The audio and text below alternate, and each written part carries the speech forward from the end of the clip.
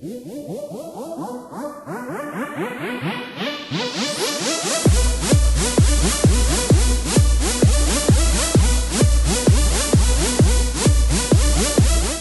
Ian from footballboots.co.uk, and today we're talking about the evoPOWER 1.2. This is the latest release from Puma. They are the successor to the original evoPOWER 1. These were released in January 2014. Now we're talking about the 1.2 version. They're going to be worn by the likes of Mario Balotelli, Cesc, Fabregas, Matic of Chelsea. All sorts of key Puma players are going to be wearing these boots, and I'm going to let you know a little bit more about them today. Tell you a bit about this launch colorway. It is dark navy, pink, white, yellow. As you see me pointing out there, this GripTex on the top is in the pink. You got the Puma form stripe in the white, evoPOWER logo here in the yellow, also evoPOWER just touching on the tongue there in the yellow. If I flip them over, you can see that the sole plate is in this bright pink, little touches of the dark navy over it, and then in the stability frame here you've got this little bit of yellow. And that's pretty much it for the colorway. Bit of pink on the everit cage here as well. Pretty sweet looking colorway for the launch from Puma. Done a nice job here.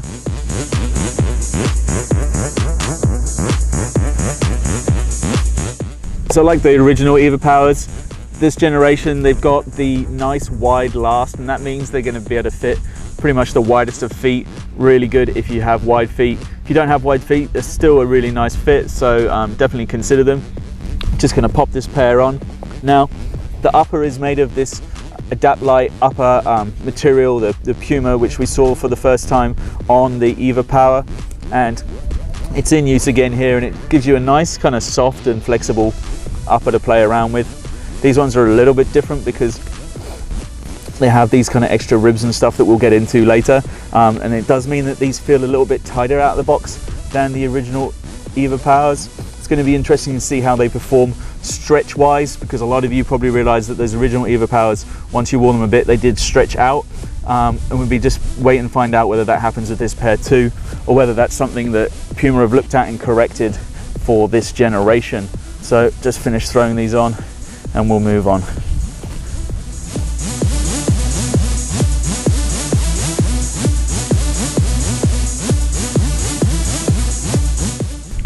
So these 1.2 evoPOWERs, they should be relatively easy to break in. They've got the AdapLite upper, which is relatively soft, and you've got the gradual stability frame on the sole. Just means that you should be able to break in these pretty easy. It's not going to be too much of a problem. A lot of you would have experienced that with the original evoPOWERs.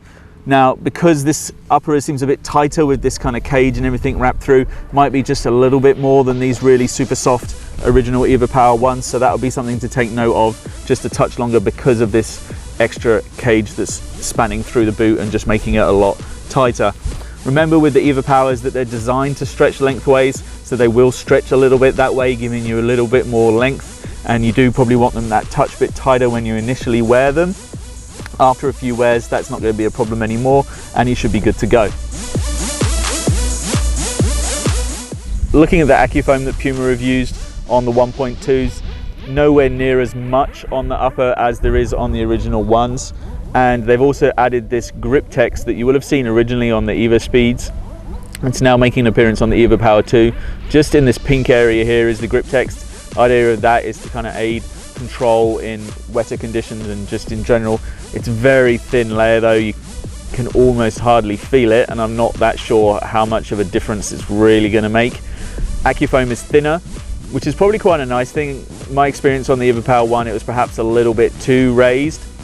It's much thinner amount of AccuFoam that they've got going on here. It's still going to make a little difference to the pop of your shots and all that kind of good stuff, but nowhere near as raised on the other ones. I probably think that maybe they've shaved a bit too much off, and somewhere in between the two would have been good, but that's what they've done and that's where it is. So overall, the changes that they made from the one, I say yeah, it's good that they reduced the AccuFoam. The GripTex, it's there, it's a design thing more than anything. I don't think it's going to make a huge amount of difference to the way you feel when you play with these players.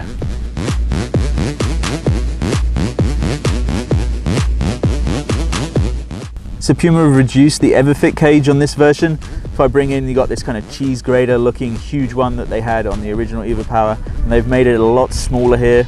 Our feeling is this is more of a design thing than anything. It's a nice way of separating the heel and this part of the boot, and it definitely looks a lot better. They've made it cosmetically look a lot better on this generation, and that's great. If I bring in my other foot, you can see the other side, and actually what they've got is just this line of stitching, and here is where I think they could have done a lot better. Why they didn't decide to put something over the top of that just to make it look a bit better, I don't know. See, anyway, you can see the stitching all the way running through here. It's a lot smaller on here than it was on the other evoPOWER 1, the originals. And the nice thing is that we think that what they've done is they've extended the EverFit cage, and here it is, you can see all this bracing and stuff, and that's why these boots just feel like a little bit tighter, and they give a nice wrap around your foot, and they just feel a bit more secure than the evoPOWER ones. That's definitely a good thing and a progression, something good to see in this next generation. So you're going to get that little bit more of a tighter fit and probably a bit more of a sure fit. It means they're just going to kind of stay the same as you wear them throughout the season. You're not going to end up with your boots stretching and coming out of shape. It's going to hold this nice shape for you. So once you've broken them in, you know that you're going to have that same structure around your foot for the rest of the season, which is a real good thing. Let's quickly mention this Soleplate. Now it's exactly the same as you saw on the evoPOWER 1. No changes whatsoever, but that's not a bad thing. Why change something that's working? Just run you through what happens. The boot is stiff here, and then it gets flexible through here, acting like a spine, and it just means the boot can flex actually this way, and it can flex that way as well. And that's going to be to do with trying to mimic the barefoot motion of your foot when you're kicking, and the idea is transfer more power. Certainly works great as a Soleplate on the evoPOWER 1, and yeah, there's no reason to change it, so they haven't. They've stuck with it. Works pretty well, and I'm glad to see that they've kept it.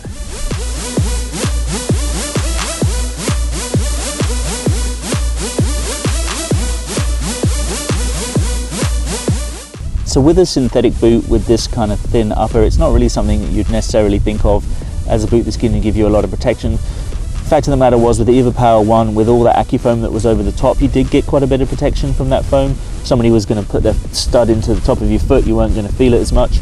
By reducing the amount of AccuFoam, it means that protection is reduced a little bit. What they have done though is actually make the AccuFoam larger in this tongue area. Doesn't fit that nicely with the laces, as you can see, kind of compressed down here or mixes in and around them there. So I'm not sure it's the greatest thing that it is this much wider, but what it will mean is if somebody does put their stud onto the top of your foot and manages to land on one of these bits of AccuFoam, it's not going to hurt as much. But if they manage to get it in the gap here or here or here or here, then it's still going to hurt a lot. So there's a bit of extra protection on these compared to some boots, but it is a thin upper. The AdapLite is pretty thin, so you're not going to get a huge amount of protection. Talking about durability, because it's that synthetic upper and there isn't a lot of kind of grooves and things to play around with, these are going to be really easy to clean. But because it's thin, how long it's going to last, we're not particularly sure. It's pretty tough, the evoPOWER. The last generation ran through a season pretty well, so it probably would last you a couple of seasons if you were really looking at it. I think perhaps durability, you're going to be looking more about how it stays together and stays tight around your foot with the evoPOWER 1. Kind of stretched out of shape a bit and kind of got a little bit too big. So by having this EverFit cage and all these extra bits coming through, that probably will add to the durability and mean they're going to last a little bit longer for you when you're playing with them.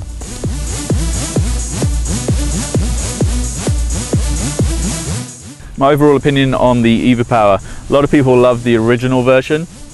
This I think is a great upgrade by Puma.